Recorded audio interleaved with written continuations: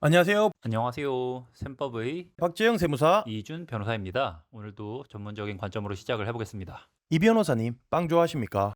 예, 제가 또 독일 유학 생활을 조금 했어서 브레드에 관해서는 좀 일가견이 좀 있습니다. 그럼 섬신당 빵 어떻게 생각하십니까? Das Brot von 성심당, sehr lecker. 오늘 저희 셈법에서 다루어 볼 주제는 성심당입니다. 이 성심당이 요새 대전역 매장 문제로 뉴스에서 아주 자주 언급이 되고 있는데요. 코레일이 슈퍼갑이다라고 보는 관점도 있고, 뭐 성심당이 특혜를 많이 받고 있으니까, 그리고 그렇게 입점을 해서 문제가 있는 건데, 이거 이번에도 넘어가면 이거 봐주기 아니냐, 뭐 이런 두 가지 서로 다른 관점이 좀 부딪히고 있는 것 같습니다. 여기에 대해 내용을 좀 준비를 해봤고, 먼저 저희 박쌤님, 법인 등기부상으로 파악을 한 성심당은 일단 어떤 회사인가요? 예, 법인 등기부 등본이 되겠고요. 자, 섬신당은 브랜드 네임이고 실제 이름은 주식회사 로쏘라고 보시면 됩니다. 이 회사 2001년 8월 30일에 설립이 되었고요. 최초 설립 당시에는 도매업, 빵류 및 과자류 도매업으로 시작을 했던 것으로 보이고요. 2010년 제조업을 추가한 것으로 보이네요.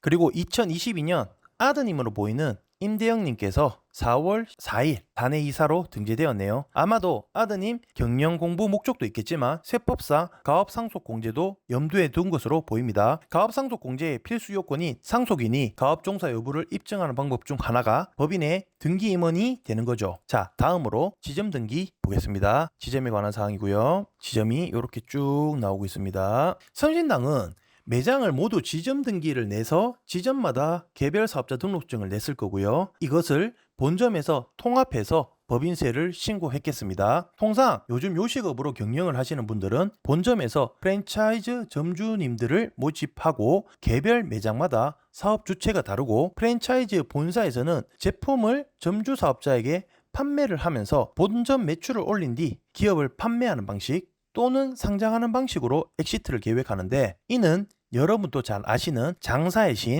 하지만 성신당의 임 대표님은 정통성을 중시하시고 마치 코카콜라가 제조법을 지키듯 성신당의 맛의 비결을 유지하기 위해 오직 성신당에서 직접 제조하여 직접 판매만 하겠다는 분명한 경영 마인드가 보입니다. 또 주석에서 주주 현황을 보면은 임 대표님이 96.54%, 임 대표님 1인 법인이라고 해도 과언이 아닙니다. 이러한 경영 방침이나 아드님께 가업 상속까지 염두에 둔 것으로 보아 앞으로도 성심당의 역사는 계속 이어질 것으로 보입니다. 예, 박세무사님께서 성심당 법인 등기부로만 임 대표님의 경영 철학에 대해서 분석을 해주셨는데요. 성심당의 지점들은 모두 하나같이 대전 시내 유충지에만 위치를 했는데요. 이 역시도 임 대표님의 브랜드 마케팅 전략 중 하나가 아닌가 하는 생각이 듭니다. 지점 중에 대전 중구 은행동 쪽에는 자가로 소유한 지점이 많았고, 롯데백화점, 컨벤션센터, 부티크 매장, 그리고 이번에 이슈가 된 대전역점은 모두 임차 매장입니다. 상가 임대차 보호법에 적용이 되는 것은 월세 및 보증금 등을 환산 보증금으로 환산을 해서 특정 금액 이하인 경우에만 가능한데요. 이게 일반적인 론이고, 사실 이 사안 같은 경우에는 소상공인 보호나 일반적인 임대차 문제랑은 성격이 좀 다르다고 볼 수 있습니다. 쉽게 생각을 해보면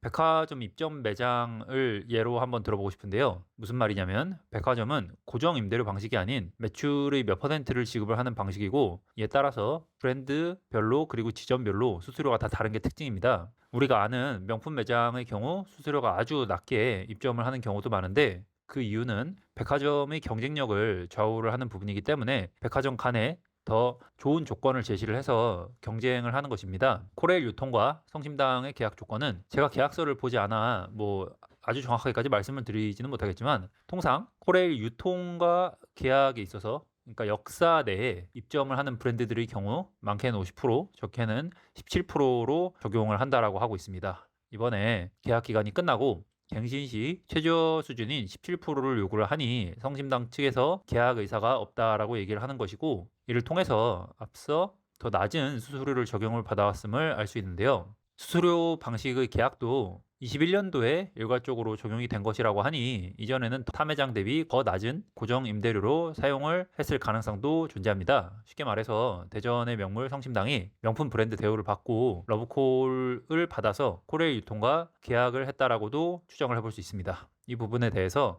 코레일도 성심당도 서로의 어떤 니즈가 맞은 선택이 아니었나 하는 생각이 듭니다. 이슈가 된 50억 임대료 문제를 놓고 박세무사님의 전문 분야 어떻게 판단하시는지.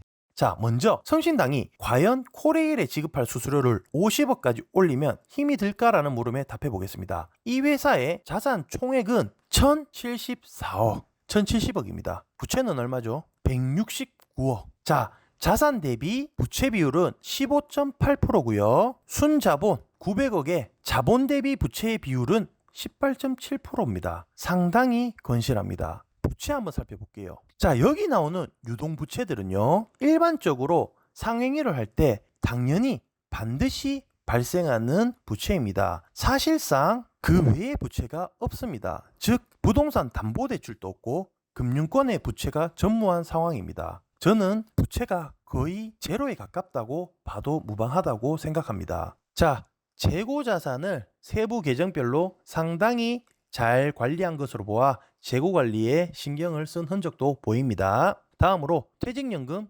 운용자산이 23억 9천만 원, 24억 정도 되는데 근로자 퇴직연금은 DB로 관리하면서 근로자들의 예상 퇴직금, 저희는 퇴직급여 충당 부채라고 표현하는데 그 부채 이상으로 안전하게 쌓아뒀네요. 이 회사는 어떤 회사와 다르게 직원분들이 안심하고 퇴사하셔도 될 것 같습니다. 자, 그리고 법인 등기부등본상 아드님을 임원에 등재시킨 것으로 보아 아드님이 가업을 이어받을 것으로 예상이 되는데 임 대표님도 회사를 상속하실 때 당연히 상속세를 고려할 겁니다. 그래서 가업 상속 공제를 최대한 활용할 것으로 보입니다.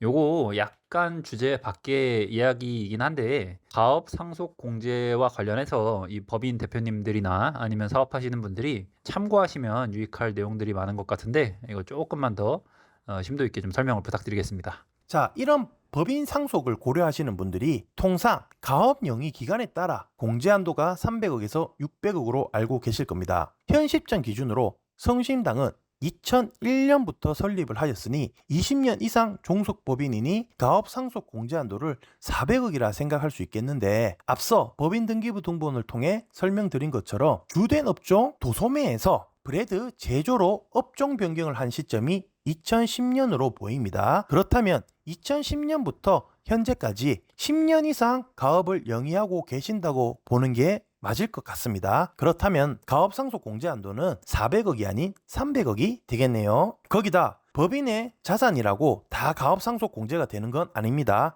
실제 주된 가업과 밀접한 관련성이 있어야 가업 상속 공제 대상 자산이 됩니다. 퇴직연금 운용자산은 근로자의 퇴직금으로 업무와 밀접한 관련성이 있는 금융자산이지만 앞에서 말씀드린 단기금융상품 560억, 단기대여금 20억은 가업상속 공제 대상 자산이 되기는 힘들어 보입니다. 상속도 미리 준비를 할 만큼 튼튼한 그런 기업이다. 대전 시민분들이 성심당을 아끼는 마음 잘 알겠지만 이런 재무상태표를 본 저로서는 성심당은 걱정하지 않으셔도 될 것으로 보입니다. 박세무사님 의견 잘 들었습니다. 역시 재무적인 관점에서 보면 또 이번 사태에 대한 프레임이 조금 다르게 해석이 될 수 있다는 생각이 드네요.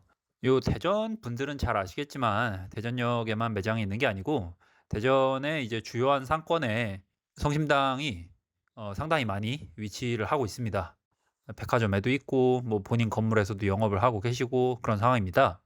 관련 조금 찾아봤는데 2012년 11월 7일부터 성심당 대전역 지점을 설치를 한 게 나오고 법인 등기부 상에도 12년 11월 7일에 지점 등기를 한 것으로 나오네요. 이번 이슈가 된 대전역점 소유자는 한국철도공사, 즉 코레일이죠. 이 대흥동 쪽은 국토교통부 소유이고요. 대전 컨벤션 센터점 역시 대전광역시 소유죠. K부티크점은 임 대표님 개인 소유 부동산을 주식회사 로쏘가 임차를 한 것으로 확인이 되네요. 롯데백화점 지점도 임차고 23년 신규 도룡동 지점도 임차네요. 대전역점의 철도청, 그리고 대전 컨벤션점은 대전광역시 부티크점은 국토교통부 소유이네요. 예, 그래서 여기는 국가 및 공공기관과 임대차 계약을 체결을 하였다고 볼 수 있고 이런 국경의 재산을 민간업자가 빌리는 방식을 대부계약이라고 하기도 합니다. 이 대부계약의 경우 이 앞서 말씀을 드린 월 정액 임대차 계약이 아닌 스타벅스가 건물주랑 계약을 하듯 각 기관의 규정에 따라 월 매출의 몇 프로의 임대료를 지급을 한다, 임차료를 지급을 한다, 이런 식으로 계약을 합니다. 자, 이쯤에서 박세무사님, 손익계산서를 보면 얼마나 수익성이 좋은 사업인지 알 수 있겠죠? 이거 저도 상당히 궁금한데요. 이 손익계산서에 대해서 해설을 조금 부탁드리려고 합니다. 예, 손익계산서 한번 살펴보겠습니다. 먼저 매출이 얼마죠? 1243억입니다. 1200억이네요. 빵으로 이런 매출이 나온다니 역시 성심당이 파리바게뜨를 넘어섰다는 말이 나올 만하네요. 이거 뭐 저도 이게 독일에 있을 때 이게 뭐 법 공부를 할 게 아니라 이게 빵을 배웠었어야 하는 것인가 싶은데 이게 진짜 부럽습니다. 참고로 여러분들이 이제 독일 하시면 맥주를 생각을 하시는데 저는 독일의 장점은 맥주보다 오히려 빵이 진짜 유명하다는 거, 요거 꼭 말씀드리고 싶습니다. 요거 저도 가기 전에 몰랐었습니다. 마진율 알아보겠습니다. 제품 매출 1236억. 이 제품 매출에 대응하는 원가, 비용이 제품 매출 원가인데 이게 653억이네요. 자, 원가율은 52%가 됩니다. 그렇다면 마진율은 48%가 되겠죠. 자, 다음으로 판매 관리비의 비율도 보겠습니다. 판관비가 269억입니다. 매출 대비 21%가 됩니다. 이 정도면 저는 훌륭하다고 생각되는데 요거 손익계산서에서 이게 문제가 되는 임대료 부분도 확인이 가능하겠죠? 매장 수수료, 요게 오늘의 포인트가 되는 비용입니다. 자, 이게 23년도에 28억 8,900만 원, 22년도에는 19억입니다. 자, 이 매장 수수료라는 것은 제가 보기에 대전역 지점의 코레일에 지급하는 비용과 뷰티크 지점의 국토교통부에 지급하는 비용, 컨벤션 지점의 대전광역시 쪽에 지급하는 매출 대비 수수료 합계 금액으로 저는 이제 보이고요. 30억이라 가정하였을 때 절대값으로는 커 보이지만 상대값으로 전체 매출액에서 차지하는 비율은 역시 미미합니다. 기사에서 성심당 측 관계자가 코레일이 제시한 임대 수수료가 17%로 1년으로 따지면 50억 정도가 된다 하였습니다. 현재 손익은 성심당 본지점 모두 통합한 매출액입니다. 관계자의 말을 역산해 보겠습니다. 50억 나누기 17% 하면 대략 매출이 300억 정도가 나옵니다. 성심당 대전역 지점의 매출만 30억 정도로 가정한다면 아까 원가율이 52%였죠. 52%였고 임차료 성격의 17%를 합산하면은 70% 정도가 되고요. 판매 관리비가 21%입니다. 자, 이 판매 관리비에는 매장 수수료가 포함되어 있습니다. 그럼에도 일단은 이제 별개로 보고 매장 수수료율 17%에 판관비 21%까지 넣어 보겠습니다. 그렇다면은 영업이익률은 몇 프로가 나오죠? 10% 정도입니다. 상당히 보수적으로 잡았는 겁니다. 왜냐하면은 판관비 비율 21%에는 이미 매장 수수료율이 들어가 있는데 총액으로 매장 수수료율 17%를 더해서 잡았는 영업이익률이 10% 정도입니다. 자, 이 10%에는 대표이사의 급여 등 모든 비용을 다 지출하고 순수하게 남은 잉여금의 비율입니다. 시각에 따라 다르겠지만 관계자님 말씀대로 적자는 아닌 것 같습니다.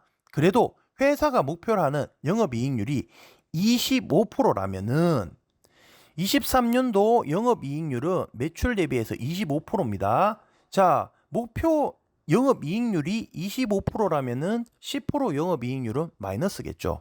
자, 통상적으로 입점업체에 대한 백화점 매장 수수료는 매출액의 20% 정도이고요. 대형마트는 19% 정도입니다. 사실 개인적으로 국민의힘 우경주 국회의원님 쪽에 손을 들어주고 싶습니다. 자, 그래도 성심당이 기부도 10억 5천, 자, 매출액의 한 0.8% 정도, 10억 정도 기부도 했네요. 이에 대해 이 변호사님 어떻게 생각하십니까?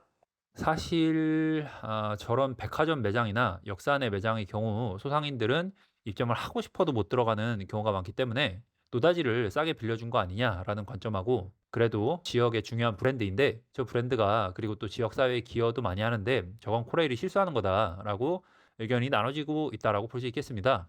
이게 법적인 보호 장치나 제도의 문제라기보다는 서로 윈윈을 하면 결과적으로 좋은 건데, 코레일 측에서는 형평성 문제로 어쩔 수 없이 성심당 특혜를 좀 없애려고 이번에 이제 준비를 하는 것이 아닌가라는 생각도 좀 듭니다. 결국 철도나 역사도 공공시설이기 때문에 좀 더 많은 기업들에게 기회를 주고 서로 윈윈하는 방식이 되었으면 좋을 수도 있을 것 같은데요. 이 성심당 같은 경우에는 재무상으로 봐도 지금 피해를 입게 되거나 손실을 보게 되는 크기 어떤 정도에서 아주 치명적이라고 판단이 되지는 않고 있습니다. 본점과 대전 역사 외에 나머지 지점을 보면 전부 백화점에 입점을 했기 때문에 공공기관 말고 민간 기업들과 사업을 연계하고 있어서 본사 입장에서는 매출적인 측면에서 봤을 때 이게 아쉬울까마니라는 또 생각도 좀 듭니다. 요거 결론을 한번 내보려고 하는데요. 결론적으로 재무적으로 현금 보유량이 상당히 건실한 기업이고 높은 매출과 수익률도 좋은 상황이라서 대전 시민들께서 성심당을 걱정을 하지 않으셔도 된다. 이렇게 말씀을 드리고 싶고 평균적으로 수수료 매장의 경우보다 현재 성심당은 충분히 낮은 비율로 혜택을 보고 있었을 가능성이 매우 높다. 기업을 운용하시는 분들 중 가업 상속 공제를 생각을 하시는 분들이라면 성심당처럼 금융자산 등 사업 무관 자산이 많으면 상속 혜택을 잘 못 받는다. 요런 정도를 또 한번 같이 기억을 해주시면 좋을 것 같습니다. 예, 오늘도 저희 셈법 시청을 해주셔서 감사합니다. 감사합니다.